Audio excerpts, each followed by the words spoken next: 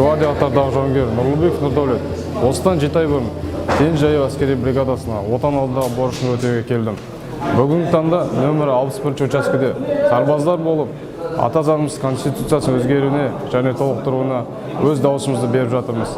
Әскерде жүрсек те бізге осылай дауыс беруге мүмкіндік беріп жатқанына мен өте қуаныштымын.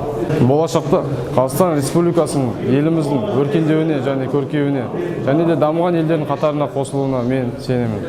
Бүгін мен номер 131 учаскелік референдум комиссиясына келіп өз дауысымды бердім. Себебі бұл мен үшін өте маңызды шешім. Конституцияны өзгерту оңай емес. Сол себепті де әр Қазақстан Республикасының азаматы осы референдумға келіп дауыс беру оның қасиетті борышы деп білемін. Қазақстан Республикасының тәуелсіздік жолындағы артқа тастаған 31 жылындағы ата заңы бүгінгі уақытта өзгертілмек. Және бұл өзгертулерді енгізу үшін барша халық жабыла дауыс беру керек.